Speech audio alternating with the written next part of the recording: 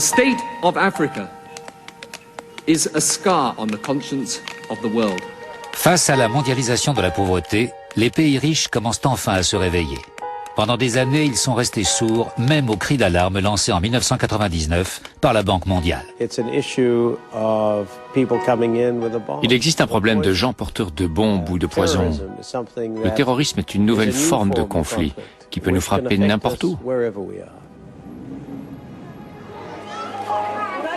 Dans un monde en état de crise, le problème de la pauvreté est devenu une urgence absolue. Pourtant, même si elles abandonnent leurs anciennes certitudes, les grandes puissances ont encore du mal à entendre les avertissements des prophètes de malheur.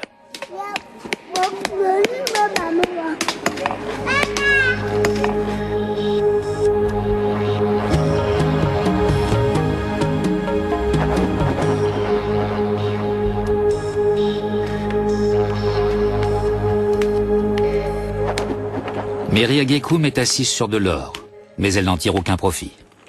Elle habite dans le village de New Atwabo, un village déplacé de l'ouest du Ghana. Elle casse des cailloux 12 heures par jour. La vie est vraiment dure. Je peux à peine m'occuper de mes enfants. Je n'ai pas de quoi les nourrir, encore moins de quoi les habiller. Hier, je n'avais pas assez pour leur acheter à manger en partant au travail. Et ils sont restés le ventre vide jusqu'à mon retour, le soir. Ça me rend triste. Élève modèle, c'est ainsi que la Banque mondiale considérait le Ghana. Mais après 20 ans de libéralisme économique, le modèle ne semble pas avoir répondu aux attentes de la population. La famille de Mary vivait relativement bien. Elle possédait une ferme, jusqu'à l'arrivée d'une compagnie minière. Un jour, des Blancs sont venus, soi-disant pour compter tous les habitants du village. Au début, nous n'avons pas compris. Plus tard, on nous a expliqué que le gouvernement leur avait donné la terre et que nous devions partir. Si nous avions refusé de partir dans le calme, ils auraient envoyé l'armée. Ce cas n'est pas isolé. Les 2 tiers de la terre de cette région ont été vendus à des multinationales. Les indemnités d'expropriation ont été dérisoires. Les bonnes semaines, Mary et ses enfants gagnent l'équivalent de 3 euros. Cette même politique qui a conduit à l'expropriation des terres a rendu l'éducation et la santé inabordables. Et aujourd'hui, l'eau est aussi devenue payante.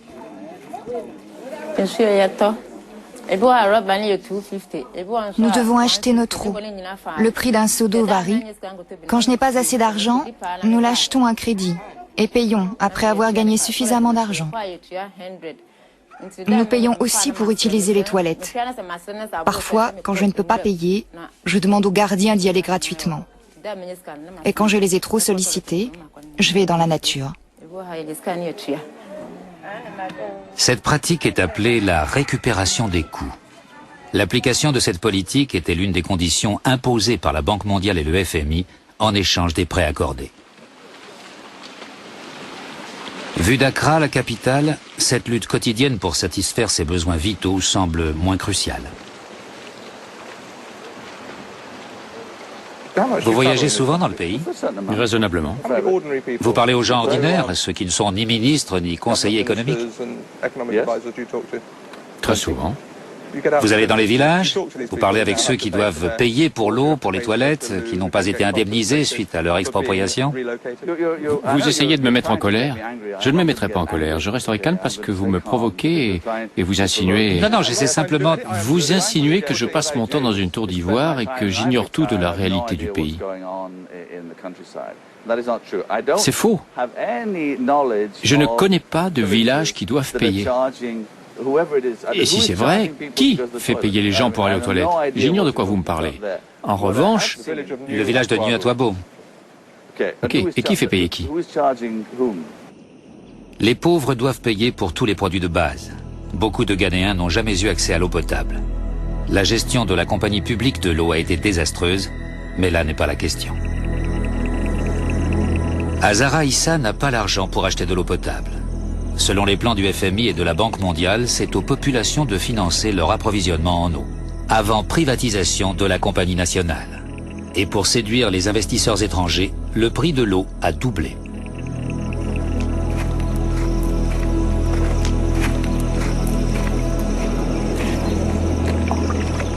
2 fois par jour, Hazara se rend à une mare située à plusieurs centaines de mètres de son village. L'eau est infestée de vers de Guinée, elle sait ce qu'elle risque, mais elle n'a pas le choix.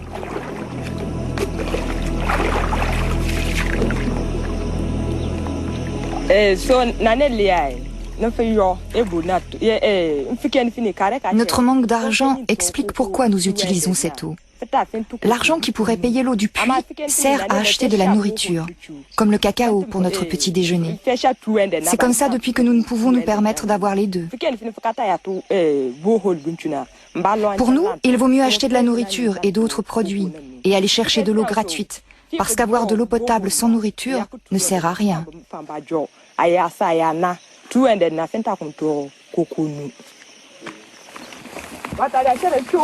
Récupération des coûts ou participation aux frais ou cash and carry, plusieurs expressions servent à désigner cette politique qui fait payer les produits de première nécessité. Ce modèle a été mis en place dans tous les pays en voie de développement. Hazara gagne difficilement sa vie en ramassant des arachides. Avec ses faibles revenus, elle est obligée de choisir entre boire de l'eau potable ou manger.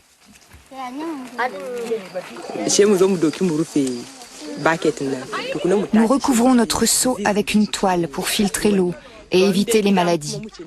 À la maison, après l'avoir filtrée, nous la mettons sur le feu et la faisons bouillir pour tuer les microbes et l'odeur.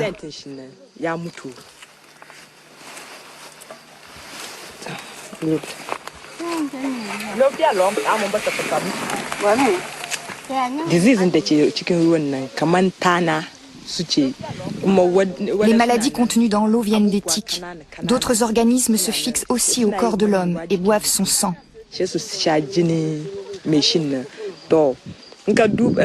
Une fois fixés, et avant qu'on s'en aperçoive, ils ont déjà sucé votre sang.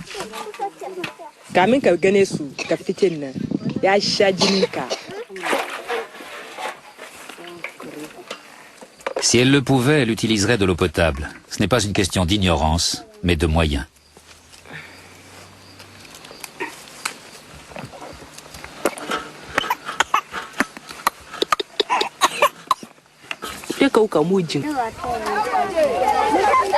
La Banque mondiale a décrété que les pays endettés ne devaient plus dépenser d'argent pour les services publics de base comme la distribution de l'eau. Dans ce village, on applique donc le concept de la récupération des coûts. C'est un peu un self-service. On apporte son seau et on paie cash. Cette règle qui prévaut pour les pauvres n'affecte pas les riches. Ainsi, en Amérique, le gouvernement fédéral a investi des millions de dollars pour que le système public de l'eau continue à fonctionner. Au sein des villages, des tensions nouvelles sont apparues.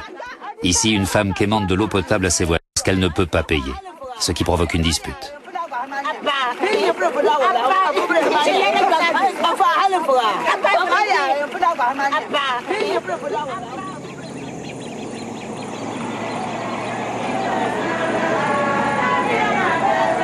À 10 heures de route, au nord d'Accra, nous sommes dans la partie la plus pauvre du pays.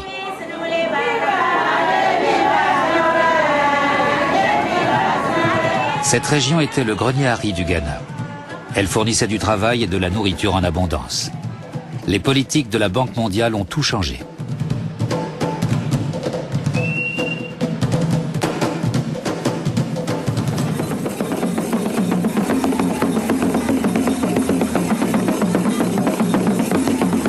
Dans le village de Kpembe, la population s'est réunie. Les festivités sont ouvertes. Sur ce point, les choses sont comme avant. Les anciens se sont rassemblés pour nous recevoir et des chants et des danses sont exécutés en notre honneur. Si leurs moyens d'existence ont disparu, en revanche, les vieilles coutumes destinées à accueillir les visiteurs sont encore bien vivaces.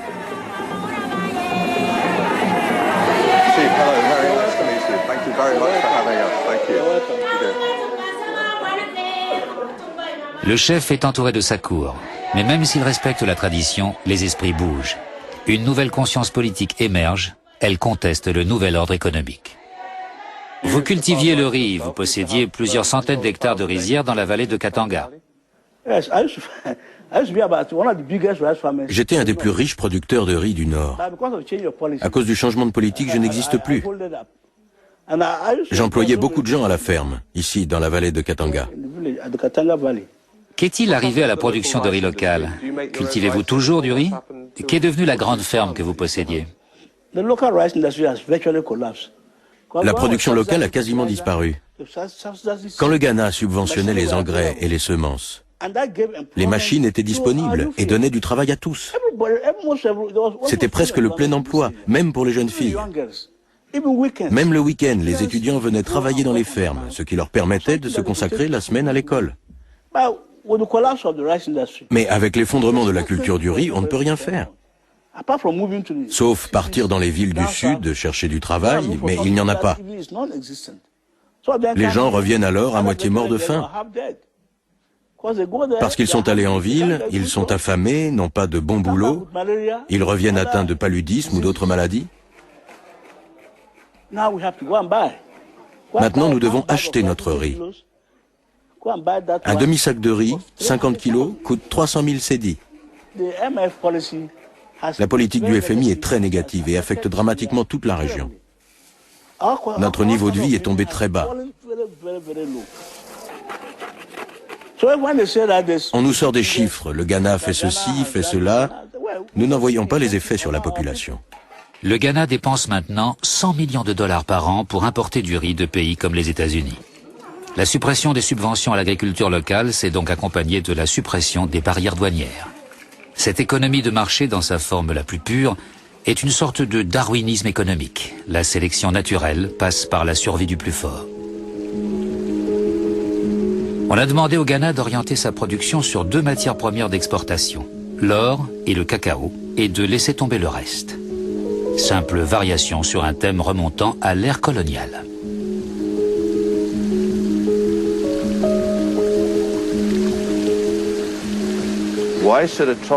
Pourquoi un pays tropical, semi-tropical ou semi-aride devrait-il cultiver du riz? Et pourquoi pas? Je doute vraiment que le Ghana devienne autosuffisant. Pourquoi viser cela? Alors que la Thaïlande ou le Vietnam, grâce à tous leurs avantages naturels, produisent un riz à un prix bien inférieur à ce que pourrait produire le Ghana. Non, je parle de l'Amérique, de la plus grande des superpuissances qui subventionne son agriculture à hauteur de 20 milliards de dollars par an, alors que vous refusez aux gens d'ici de subventionner leur production nationale. Quelque chose cloche, non? Quelque chose ne va pas dans la politique agricole américaine, parfaitement. Vous pensez que le Ghana peut faire mieux que l'Amérique en matière de subventions? Laissez-moi vous donner un chiffre qui est choquant mais vrai. Les subventions à l'agriculture des pays de l'OCDE dépassent le revenu de l'Afrique. On ne peut donc pas rivaliser avec ces pays. Le jeu de la sélection naturelle est faussé. Les pays pauvres sont obligés d'appliquer les règles, les pays riches, non. Pour les gens du FMI, pour les économistes qui jonglent avec les chiffres et les théories, cette contradiction est un peu troublante. I can only say that the two institutions, the IMF and the World Bank, are on record. Je peux seulement dire que les 2 institutions, le FMI et la Banque mondiale, ont demandé publiquement à l'Europe, aux États-Unis et à d'autres grands pays de supprimer les obstacles freinant les exportations des pays en voie de développement. En fin de compte, les pays riches doivent appliquer cette politique chez eux. Tant que cette situation existe et perdure, vous acceptez que les règles soient injustes.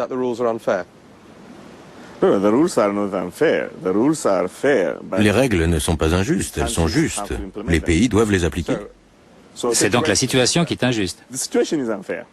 La situation est injuste, mais les règles sont équitables.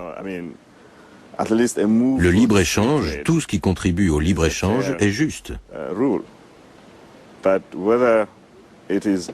Son application ou sa non-application est un autre problème, qui entraîne une situation injuste. Ceux qui sont victimes de cette injustice sont les plus démunis. Mais c'est encore la situation qui est injuste ou regrettable.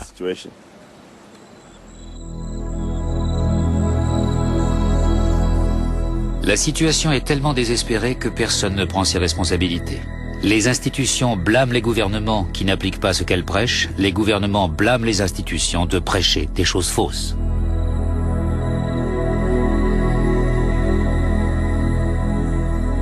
Dans la vallée de Katanga, les rizières restent en jachère.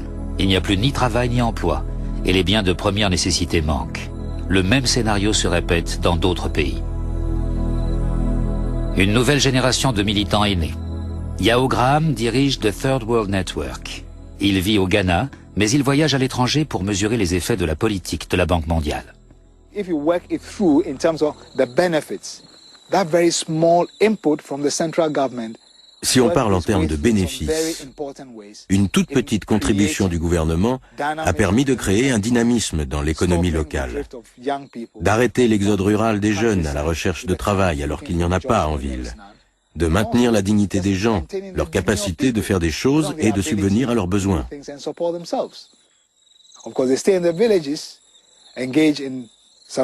Alors ils restent dans les villages, se lancent dans une agriculture vivrière, mais n'ont pas les moyens de payer pour les services sociaux de base, comme l'éducation, la santé, l'eau. Nous sommes dans un cercle vicieux. Les prêts étaient soumis à conditions. Coupe dans les dépenses publiques, ouverture des marchés, suppression des subventions, faire payer les services publics. Et les prêts ont entraîné des dettes. En l'an 2000, le Ghana a dépensé moins de 4% de son budget pour la santé et 7 fois plus pour rembourser les intérêts de sa dette. Nous sommes à l'hôpital principal de Tarkwa, au cœur de la région minière. Il doit maintenant s'autofinancer. En clair, c'est aux malades de payer l'addition. Les gens doivent payer pour leurs frais de santé. Cette jeune femme, savez-vous si elle a payé? Elle devra payer pour son admission. Combien a-t-elle payé pour son admission? Elle n'est pas encore guérie. Quand elle partira, alors nous calculerons ce qu'elle nous doit. Elle paiera quand elle sera guérie. Et les autres malades, c'est pareil pour eux? Les médicaments, qui les paie? Les malades? Ils paient les médicaments, c'est du cash and carry. Cash and carry, vous appelez ça comme ça? Et c'est quoi au juste? Le principe du cash and carry a été mis en place par le ministère de la Santé. Depuis des années, il y a un problème de financement du ministère et du système de santé. On a pensé qu'il était sage d'introduire ce que l'on appelle la participation aux frais. Depuis qu'on a réalisé que le gouvernement seul ne pouvait pas prendre en charge la santé de la population, les gens qui en ont besoin doivent payer. Conséquence du principe du cash and carry, Betty Krampa est prisonnière de l'hôpital. Elle vient de donner naissance à des jumeaux dont l'un est mort au cours de l'accouchement. Elle ne peut pas payer les médecins. Son mari est au chômage, ses parents sont morts. Comme le personnel de l'hôpital qui doit l'obliger à rester, elle a honte. Mais il faut que les usagers paient pour que l'hôpital puisse fonctionner.